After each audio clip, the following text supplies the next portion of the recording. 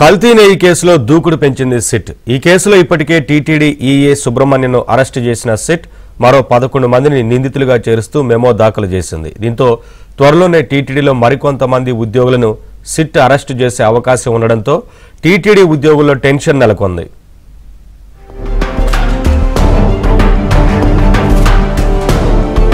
TTD కల్తీ నెయ్యి కేసులో సిట్ దర్యాప్తు చివరి దశకు చేరుకుంది. బోలేబాబా డైరీ పాలు కొనుగోలు చేయకుండా రసాయనాలతో కల్తీ నెయ్యి తయారు చేసి టీటీడీకి సరఫరా చేసినట్లు సిట్ బృందం గుర్తించింది. 2022లో బ్లాక్ లిస్ట్ అయిన మార్గాలు మార్చి సరఫరా కొనసాగించింది. మొత్తంగా 68 లక్షల కేజీల కల్తీ నెయ్యి 251 కోట్ల మోసానికి పాల్పడినట్టు సిట్ బృందం గుర్తించింది.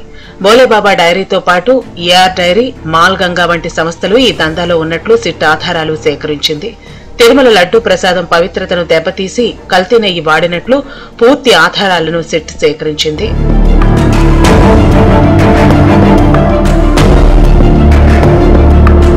టీటీడీలో అప్పట్లో పనిచేసిన ప్రొక్యూర్మెంట్ జీఎం సుబ్రహ్మణ్యంకు కల్తీ నెయ్యి కేసులో ప్రమేయం ఉన్నట్లు సిట్ గుర్తించింది. చిన్న అప్పన్నతో కలిసి కల్తీ నెయ్యి సరఫరాలో సుబ్రహ్మణ్యం కుట్రలకు పాల్పడ్డారని సిట్ కీలక ఆధారాలను సేకరించింది. కల్తీ నెయ్యి కొనుగోళ్లకు అప్పటి జీఎం సుబ్రహ్మణ్యం ఆమోదం తెలిపినట్టుగా సిట్ గుర్తించింది. వైసీపీ హయాంలో టీటీడీ లడ్డూ తయారీకి 68.17 లక్షల కిలోలకు పైగా కల్తీ నెయ్యి సరఫరా చేసే కాంట్రాక్టర్లకు అనుమతి ఇచ్చినట్లు గుర్తించారు. ఈ కల్తీ నెయ్యి విలువ 250 నుంచి 251 కోట్లు అని తేలగా కిలోకు 25 రూపాయలు కమిషన్ తీసుకున్నట్లు తెలుస్తోంది.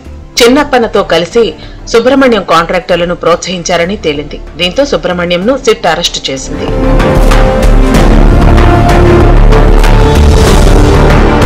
టీటీడీలో అప్పట్లో పనిచేసిన ప్రొక్యూర్మెంట్ జీఎం సుబ్రహ్మణ్యం అరెస్టుతో టీటీడీ కల్తీ నెయ్యి కేసులో అరెస్టుల సంఖ్య 10కి చేరింది. మరో 11 మందిని నిందితులుగా చేరుస్తూ సిట్ కోర్టులో మెమో దాఖలు చేసింది. 11 మంది నిందితుల్లో 7 టీటీడీ ఉద్యోగులను నిందితులుగా సిట్ పేర్కొంది.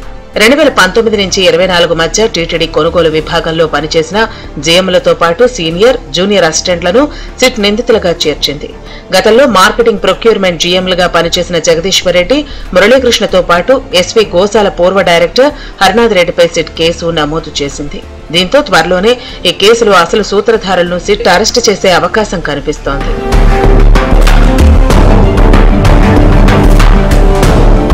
కల్తీ నెయ్యి కేసులో ఇప్పటికే టీటీడీ ఈఈ సుబ్రహ్మణ్యంను సిట్ అరెస్టు చేయగా మరికొంతమంది టీటీడీ ఉద్యోగులను నిందితులుగా పేర్కొంటూ సిట్ ఈ కేసులో మెమో దాఖలు చేసింది. దీంతో ఈ కేసులో ప్రమేయం ఉన్న ఉద్యోగుల్లో టెన్షన్ నెలకొంది. మొత్తానికి కల్తీ నెయ్యి కేసు విచారణ చివరి దశకు చేరుకోవడంతో రాబోయే రోజుల్లో కీలక వ్యక్తులను సిట్ అరెస్టు చేయనున్నది.